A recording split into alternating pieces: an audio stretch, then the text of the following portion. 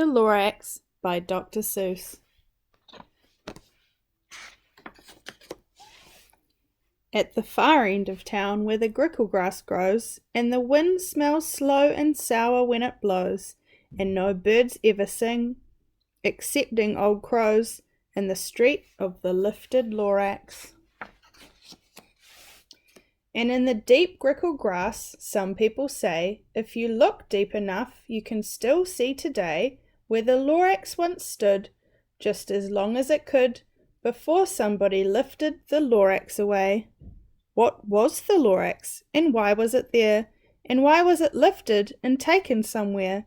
From the far end of town where the grickle grass grows, the old onceler still lives here. Ask him, he knows.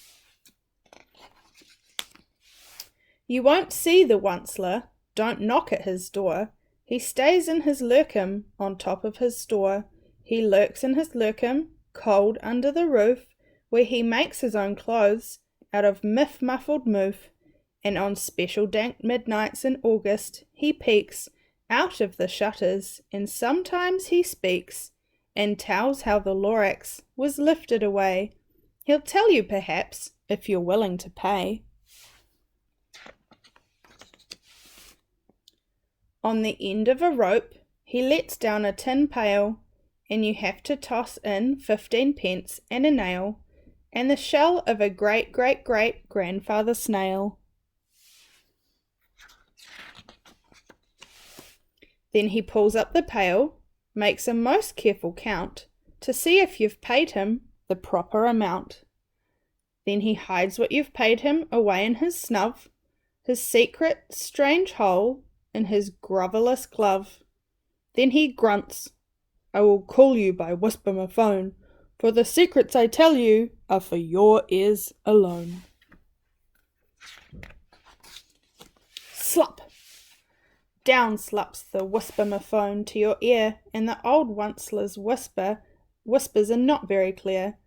Once they have to come down through a sniggly hose, and he sounds as if he's had smallish bees up his nose. Now I'll tell you, he says with his teeth sounding grey, how the Lorax got lifted and taken away.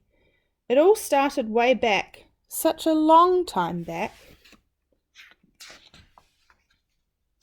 Way back in the days where the grass was still green, and the pond was still wet, and clouds were still clean, and the song of the swomy swans rang out in space. One morning I came to this glorious place, and I first saw the trees, the truffula trees, the bright-coloured tufts of the truffula trees, mile after mile in the fresh morning breeze. And under the trees I saw brown barbaloots frisking about in their barbaloot suits as they played in the shade and ate truffula fruits. From the ripulous pond came comfortable sound of the humming fish humming while splashing around. But those trees, those truffula trees, all my life I'd been searching for trees such as these. The touch of their tufts was much softer than silk, and they had the sweet smell of fresh buttery milk. I felt great leaping of joy in my heart. I knew just what to do. I unloaded my cart. In no time at all, I had built up a shop. Then I chopped down the truffula tree with just one chop, and with great skillful skill, with great speedy speed, I took the soft tuft and I knitted a thneed. The instant I'd finished, I heard a gazump. I looked.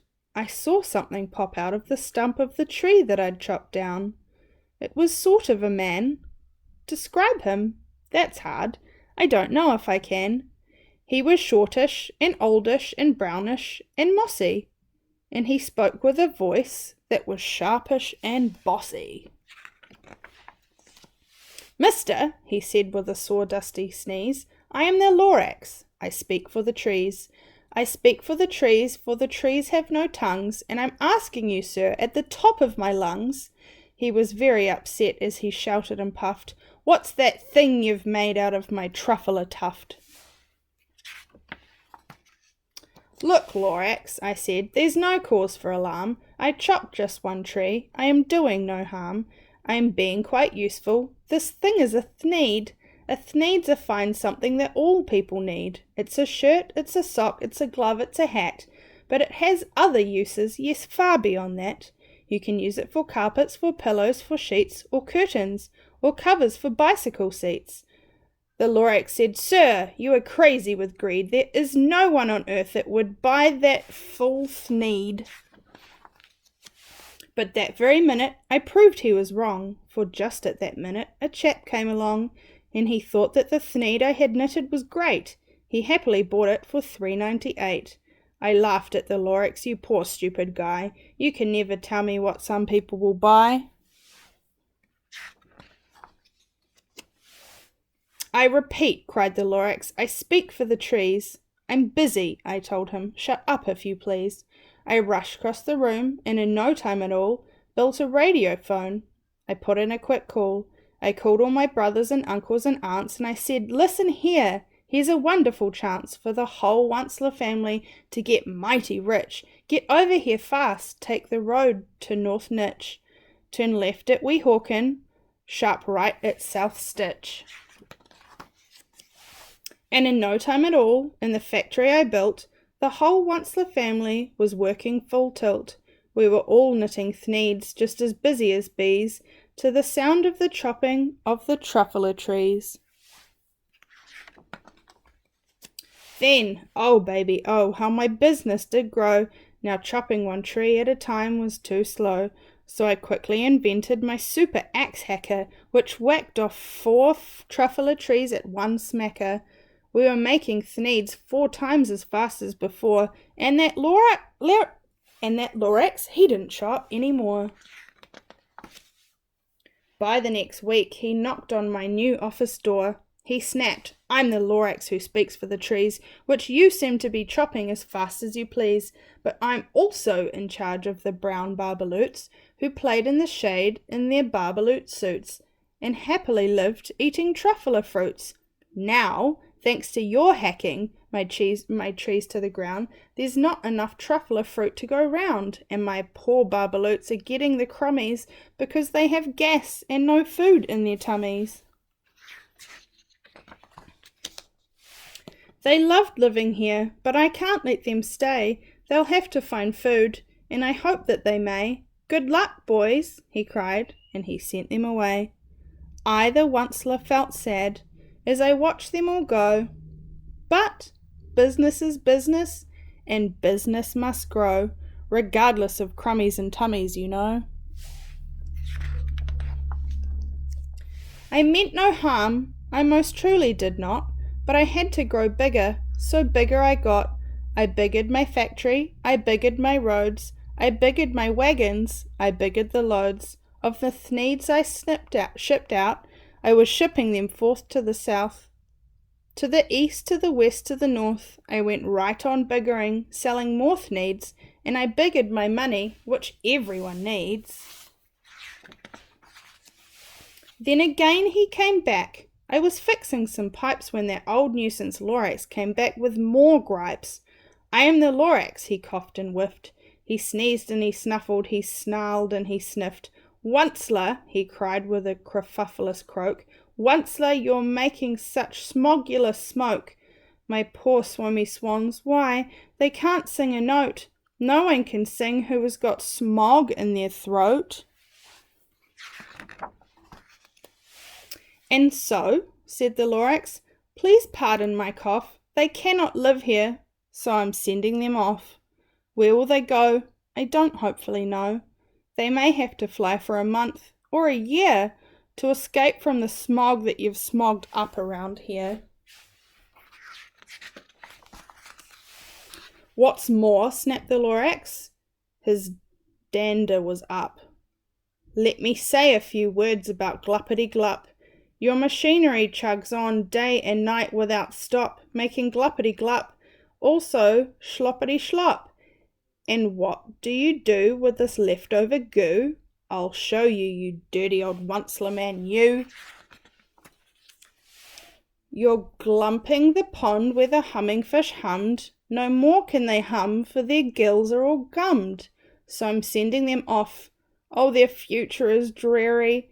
They'll walk on their fins and get woefully weary in search of some water that isn't so smeary. I hear things are just as bad up in Lake Erie. And then I got mad. I got terribly mad. I yelled at the Lorax, "Now listen here, Dad. All you do is yap yap and say, bad, bad, bad, bad. Well, I have my right, sir, and I'm telling you, I intend to go on doing just what I do. And for your information, you Lorax, I'm figuring on biggering and biggering and biggering and biggering, turning more truffler trees into thneeds, which everyone needs." And at that moment we heard a loud whack. From outside the fields came a sickening smack of an axe on a tree. Then we heard the tree fall, the very last truffler tree of them all. No more trees, no more thneeds, no more work to be done. So in no time my uncles and aunts, everyone, all waved me goodbye. They jumped into my cars and drove away under the smog-smothered stars. Now all that was left neath was the bad-smelling sky, was my big empty factory, the Lorax, and I. The Lorax said nothing, just gave me a glance. He gave me a very sad, sad backward glance as he lifted himself by the seat of his pants. I'll never forget the grim look on his face when he hoisted himself to took leave of this place through a hole in the smog without leaving a trace. And all that the Lorax left here in this mess was a small pile of rocks with one word, unless. Whatever that meant, well, I couldn't guess. That was long, long ago. But each day since that day, I've sat here and worried away through the years while my buildings have fallen apart. I've worried about it with all of my heart. But now, says the Onceler, now that you're here, the word of the Lorax seems perfectly clear. Unless someone like you cares a whole awful lot, nothing is going to get better. It's not. So, catch, calls the Onceler. He let something fall. It's a truffler seed. It's the last one of all. You're in charge of the last truffler seeds, and truffler trees are what everyone needs. Plant a new truffler, treat it with care, give it clean water, and feed it fresh air. Grow a forest, protect it from axes that hack. Then the Lorax and all of his friends may come back.